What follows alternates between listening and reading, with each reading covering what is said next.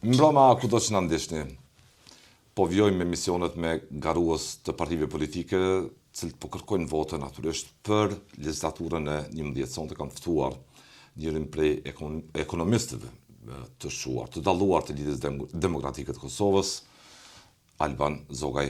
Zogaj, faleminderit për kohën. Faleminderit shumë, kënaqësi. Teksa je në fushat, formalisht nuk ka filluar, por keni takime në kuadrin e këtij pakti të ri të ish presidentes zonës Vjosa Osmani me zotin Abdigjiku, sekretar partije. Nga tereni po vini me një matje që Flet që po kthehet disponimi ka LDK. Pra ka një përbashkim të madh të LDK-s, që ne kemi quajtur edhe një përbashkim i së djathtës. Dhe ky bashkim ka dhënë rezultatet e veta në teren. Pra ne jemi me qytetarë që një kohë tash, sepse dhe ashtu na u bën një seri e zgjedhjeve në këto 18 muajt e fundit edhe më pak besa.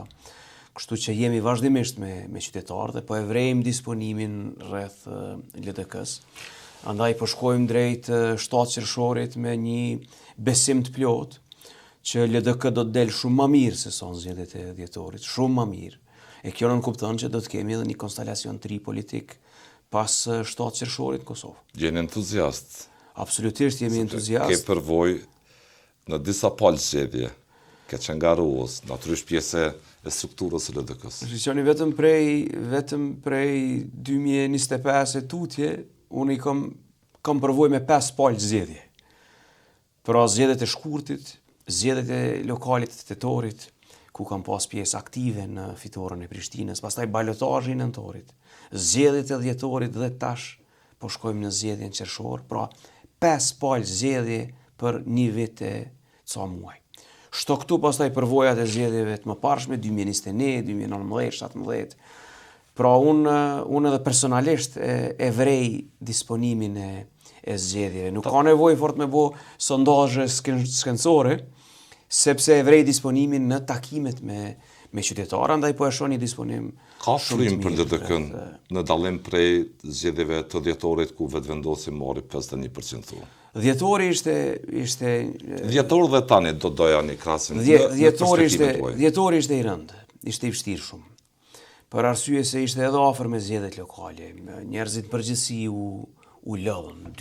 Dy runde të zgjedhjeve në zgjedhjet lokale i lodhin njerëzit prej zgjedhjeve, sidomos edhe strukturat politike. Pastaj dhjetori ishte edhe një datë, kështu si të themi e veçantë edhe as pak si me thonë e zakonshme për zgjedhje.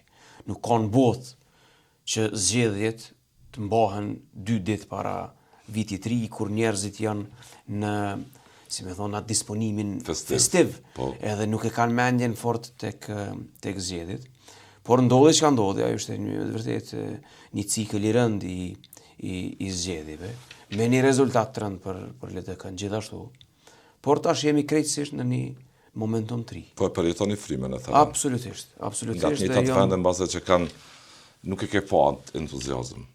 Jam i bindun që kësaj here ka një frymë shumë pozitive rreth LDK-s, e sidomos shto faktin edhe për shkak të bashkimit edhe kandidatja për presidentja Vjosa Osmani ka sjell një risi. Kjo është risia vetme e këtyre zgjedhjeve në fakt.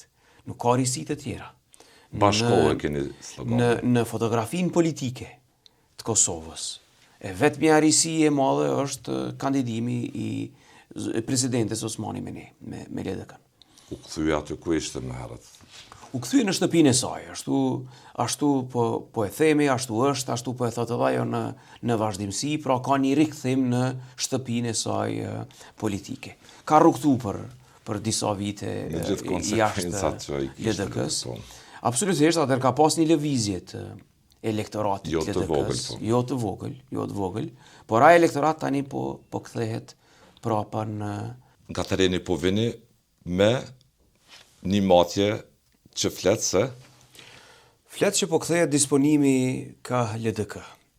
Pra ka një përbashkim të madh të LDK-s, që ne kemi quajtur edhe një përbashkim i së djathtës. Dhe ky bashkim ka dhënë rezultatet e veta në teren. Pra ne jemi me qytetarë që një kohë tash, sepse dhe ashtu na u bën një seri e zgjedhjeve në këto 18 muajt e fundit edhe më pak besa. Kështu që jemi vazhdimisht me qytetarë dhe po e vrejmë disponimin rreth LDK-s. Andaj po shkojmë drejt 7 qershorit me një besim të plot që LDK do të del shumë më mirë se son zgjedhjet e dhjetorit, shumë më mirë. E kjo nën kupton që do të kemi edhe një konstelacion të ri politik pas 7 qershorit në Kosovë. Jeni entuziast? Absolutisht jemi entuziast. Ke përvoj në disa palë zgjedhje, ke qenë garuos, natyrisht pjesë e strukturës së LDK-s. Shqoni vetëm prej 2025 e tutje, unë i kam përvoj me 5 palë zgjedhje. Pra zgjedhjet e shkurtit, zgjedhjet e lokalit të tetorit, ku kam pas pjesë aktive në fitoren e Prishtinës, pastaj balotazhi në nëntorit, zgjedhjet e dhjetorit dhe tash po shkojmë në zgjedhjen qershor, pra 5 palë zgjedhje për një vit e ca muaj. Shto këtu pastaj përvojat e zgjedhjeve të mëparshme 2021, 2019, 2017.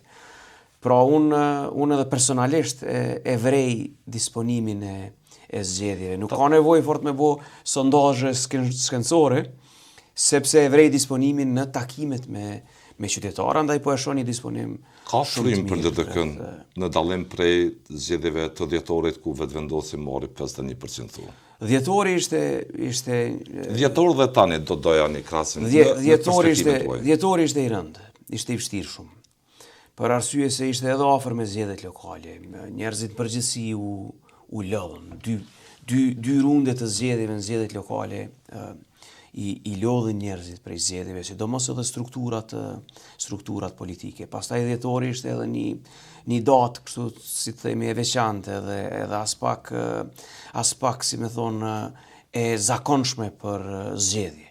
Nuk ka në botë që zgjedhjet të mbahen 2 ditë para vitit ri, kur njerëzit janë në si me thonë atë disponimin festiv, edhe nuk e kanë mendjen fort tek zgjedhjet.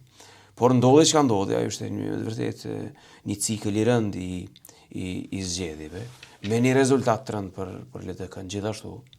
Por tash jemi krejtësisht në një momentum të ri. Po e përjetoni frymën e thënë. Absolutisht. Nga të njëjtat vende mbase që kanë nuk e ke pa entuziazëm. Jam i bindun që kësaj here ka një frymë shumë pozitive rreth LDK-s, e sidomos shto faktin edhe për shkak të bashkimit edhe kandidatja për presidentja Vjosa Osmani ka sjell një risi. Kjo është risia vetme e këtyre zgjedhjeve në fakt.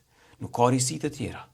Bashkohë keni slogan. Në fotografinë politike të Kosovës. E vetmja risi e madhe është kandidimi i presidentes Osmani me LDK-n. U kthye aty ku ishte më herët.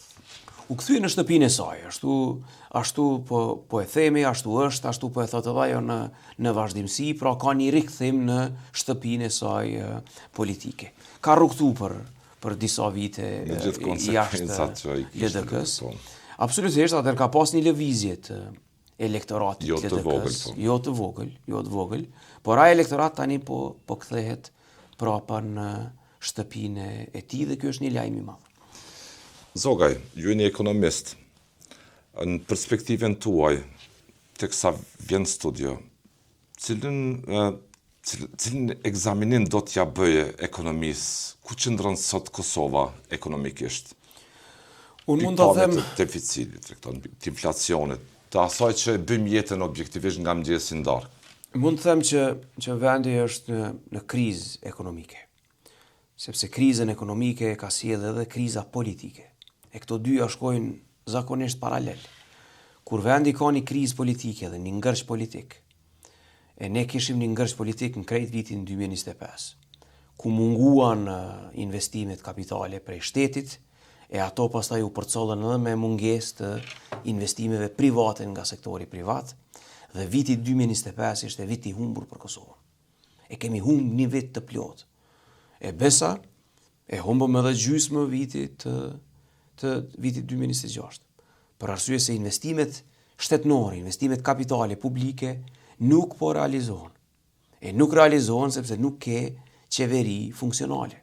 Ke një qeveri në detyre cila është totalisht e paaftë me i shty tutje projektit. E kjo pastaj e bëjnë qarkullimin e parave bën shumë vështirë në ekonomi.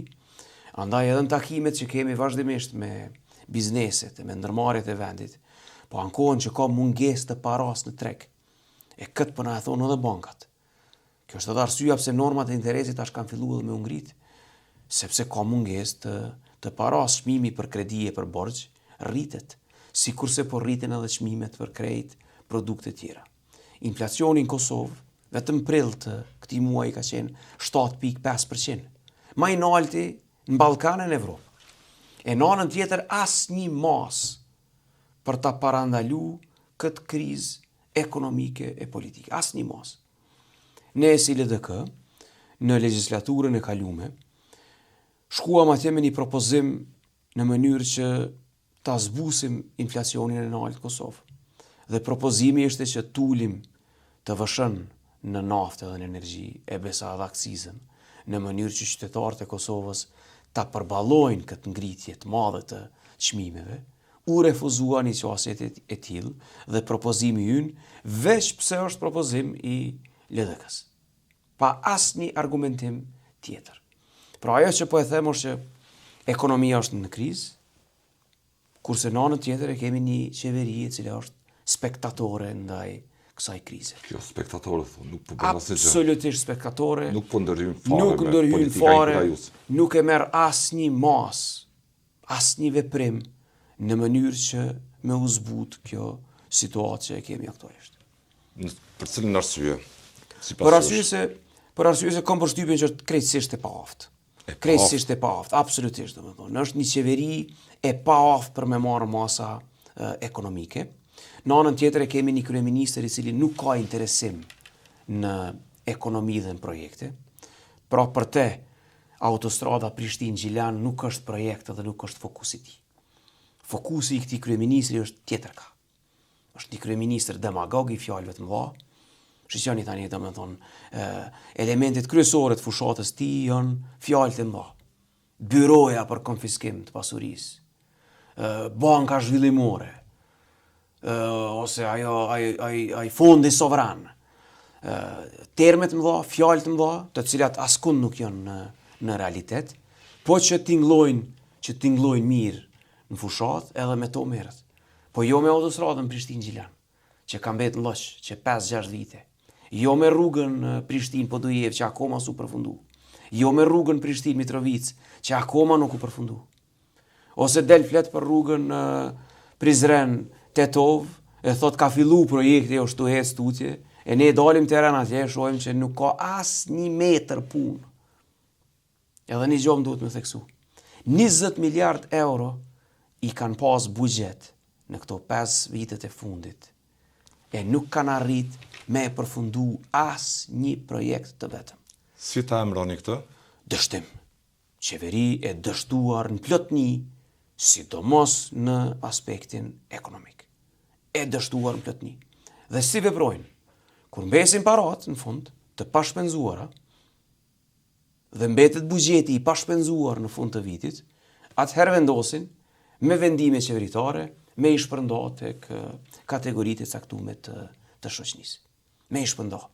Sikurse shpërndan tani para në mesin e fushatës 200 milion euro.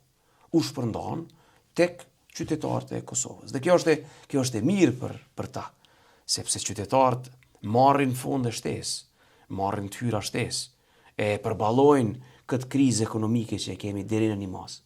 Por ajo çfarë ne po themi në vazhdimsi është që ne do ta bëjmë me ligj këtë punë. Jo me prit disponimin e kryeministrit ose me i prit a do të ketë zgjedhje ajo që me u shpërnda fondet. Ne do ta bëjmë me ligj në mënyrë që pensionisti, fëmiu i Kosovës, nënat Lehona, me pas me ligj të rregulluar këtë punë. Jo të një.